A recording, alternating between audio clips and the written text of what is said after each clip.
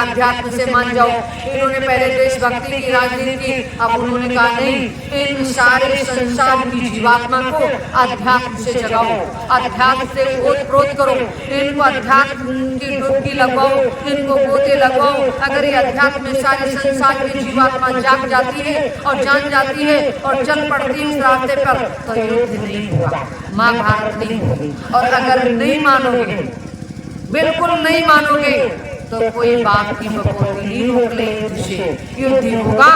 जैसे स्वामी जी नहीं, नेताजी सुभाष चंद्र बोस ने कहा था, जाओ बच्चों मेरी ये जंग तब तक जारी रहेगी जब तक भारत में पूर्ण आजादी नहीं आ जाएगी और मेरा सपना साकार नहीं होगा। तो ना तो अभी आजादी आई, ना सपना साकार हुआ, और अभी तो सब बहुत ही लोग इस नर्क में दलदल में फंसे पड़े हैं। हाय गरीबी, हाय महंगाई, हाय अत्याचार, हाय भ्रष्टाचार, भूखमरी, कत्लेआम, खून खराबा, गौ हत्या, माँ बहन को खुलेआम नंगा करके बर्बाद कर दे। ये आत्मा नहीं, ये राक्षस है। ये जब ज्यादा ही राक्षस पैदा होंगे तभी तो परिवर्तन होगा, नहीं तो परिवर्तन की जरूरत क्या है। जब सब अच्छे होंगे तो परिवर्तन की जरूरत, तो परिवर्तन तो वही है। लेकिन जब भी अति हुई हर चीज की तो उसका अंत भी हुआ, अंत भी हुआ। तो अब अंत होना है, परिवर्तन होना है। इसलिए आप जैसे एक कमेटी, एक अभी कंपनी चलती है, कहते दादा तुम जुड़ जाओ राजेंद्र भैया, राजेंद्र भैया को मैंने एजेंट बना दिया, मैंने कहा तुम 10 जोड़ लाओ, ये 10 लोगों से कहे तुम 10 जोड़ लाओ, वो 10 लोगों से कहे तुम 10 जोड़ लाओ। तो कितने दिन में, एक 6 महीने में कितनी आदमी हो जाएगी बताओ, कितनी जनता हो जाएगी आपके साथ, और सारे वर्दीधारी हो जाएंगे, सारे सैनिक हो जाएंगे।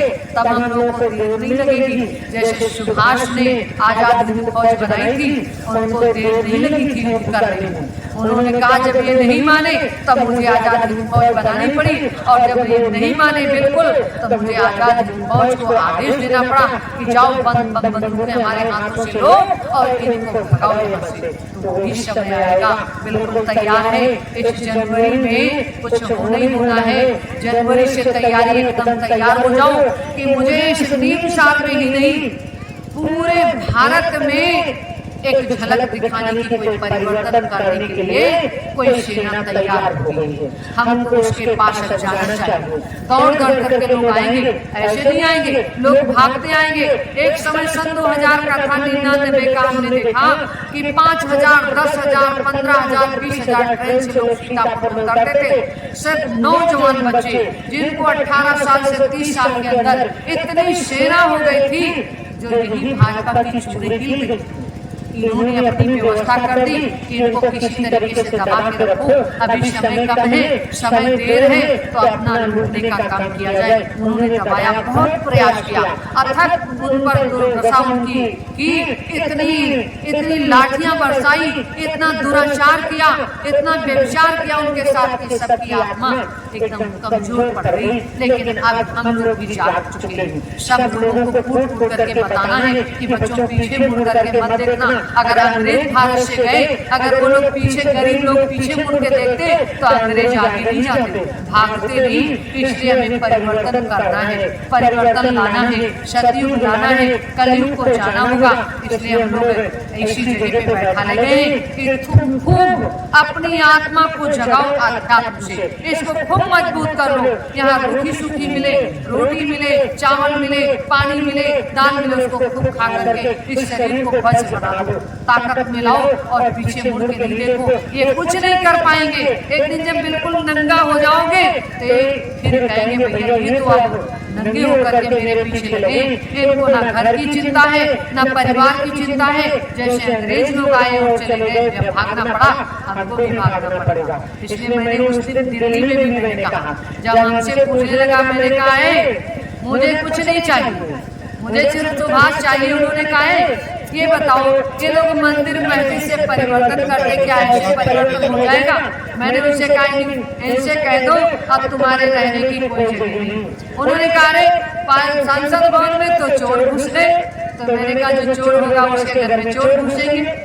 भाई जो चोर होगा उसके घर में तो चोर घुसेंगे, और जो साहूकार होगा उसके घर में साहूकार बैठेंगे। तो मोदी के घर, मोदी तो चोर है ही है, ये सब जितने सांसद सब चोरी किए बैठे, तो उसमें छोटा चोर बड़ा चोर घुसे तो कोई दिक्कत नहीं। तो वो सब हंसने लगे, कहा ये तो तुम्हारी भी बात है, एकदम सही सब बोले। नहीं, अरे पार्लियामेंट में बहुत गलत हो गया, किसी ने कहा कुछ हो गया, मैंने कहा कुछ नहीं गलत हुआ। जो जैसा है खग जाने खग ही की भाषा। अगर 4 गाय खड़ी है तो गाय सड़क पर से देख रही हूँ, गाय गाय के पास आ जाती है, और 4 आदमी खड़े तो आदमी के पास आ जाते हैं। अब गांजा पीने वाला गांजा पीने के पास पहुंच जाता है, शराबी शराबी की दुकान और शराबी व आदमी को ढूंढ लेता है। इसलिए संसद भवन में जितने चोर बैठे हैं तो बेचारे चोर पहुंच गए, कौन सी गलती की उन्होंने, उनको भी अपने जैसा दिखा। तो इसलिए ये चोर ही है। संसद भवन विधानसभा में सब चोर ही तो बैठे, तो इसीलिए वहाँ बम धमाका होता है, कहीं मिसाइल लगती है, कहीं चोरी हो जाती है, कहीं कुछ हो जाता। तो सब जब जैसे हो तैसे, जैसे को तैसा मिले, मिले नीच में नीच, अब पानी में पानी मिले और मिले कीच में कीच। तो आप लोग चिंता मत करो, ये मोदी चोर है इसलिए चोर घर में घुस गए, संसद भवन में चोर घुस गए, आप चिंता मत करो। सब लोग हंसने लगे। तो आप लोग एकदम दहाड़ करके बोला करो, कहीं भी अध्यात्म को बोलना है, किसी महात्मा को महात्मा मत मानो। सब ये महात्मा नहीं है, ये सब महात्मा नहीं, ये सब शैतान पैदा रूप और वेश बना करके। जैसे रावण आया था रूप और वेश बना करके सीता को हरण कर ले गया, वैसे सब रूप और वेश की पूजा मत करो। रूप और वेश की जब भी पूजा की किसी ने, तो इस भारत में अपराध हुआ, इस भारत में अपराधी पैदा हुए। अगर कर्म की पूजा करोगे तो अपराध नहीं बढ़ेगा। कर्म ही प्रधान है और कर्म ही पूजा है, और कर्म ही गुरु जी ने करके दिखाया कि बिना कर्म के इस कलयुग में कुछ होने वाला नहीं है। इसलिए कर्म ही प्रधान है, कर्म ही पूजा है और कर्म ही सब कुछ है। इसलिए अब कर्म करना पड़ेगा, और कर्म नहीं करोगे तो 84 के गोते फिर लगाओगे। अगर शंका में फंस गए, 12 में तो भटक गए और फिर भटकोगे तब क्या होगा?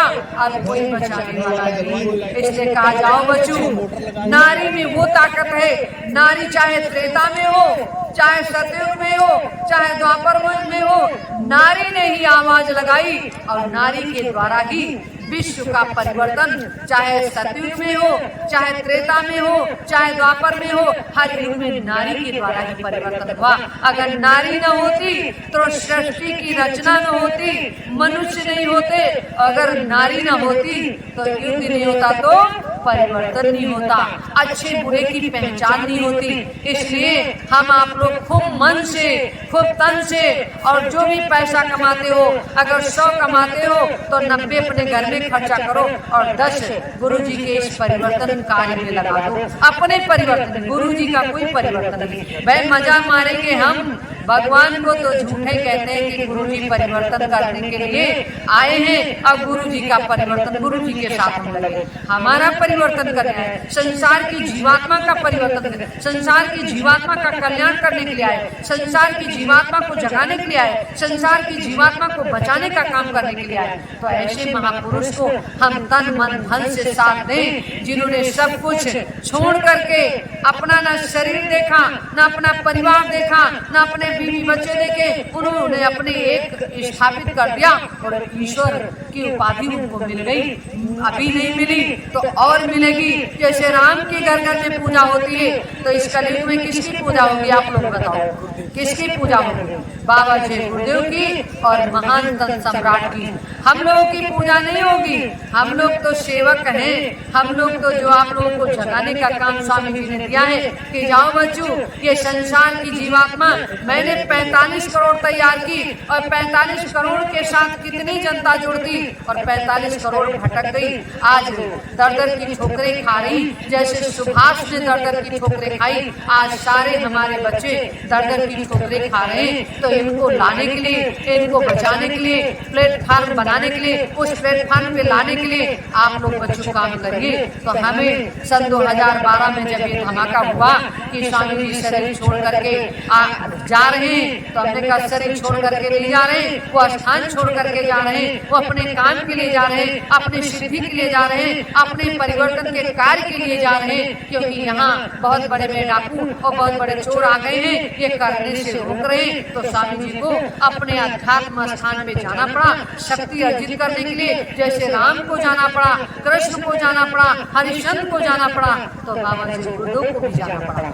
इसलिए देरी मत करो कि ऐसा न कहीं हो जाए स्वामी जी हमको सबको भी लिए चले जाए कि भी बहुत देर है, तो देर मत करो, अब काम कर डालो। समय बहुत कम है, सूर्यास्त हो गया, ठंडी भी होने लगी, माता जी बहुत ठंडा है।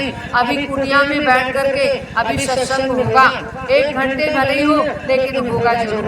आप लोग तब तक यहाँ पे बैठ करके अब अपनी रास्ते को बंद नहीं करना, चाहे वही ढपली वही राग बजाते रहो, गाते रहो, फिर ले आओ वही बजाओ ढपली वही राग। अब चलता ही रहे ये ढपली राग, बंद नहीं होना, क्योंकि बंद हो जाएगा तो काम नहीं हो पाएगा, बंद नहीं होना है। अब हमको शुरुआत हो गई है, आज 3रा दिन है और कल 4था दिन, परसों 5वां दिन, तो ऐसे दिन अब बढ़ते जाएंगे और 24 का नया साल आ रहा। तो इस 24वें साल में हमको पीछे मुड़ के नहीं देखना, हमको बढ़ते ही रहना है। आज इस गांव में ढपली राग, कल उस गांव में ढपली राग, हर गांव को जगाना है। हमको भले ही अपनी ढपली से बजा के बताना हो, हम नहीं कुछ कर सकते हैं, हम ढोलक लेकर के गांव में बजा दे।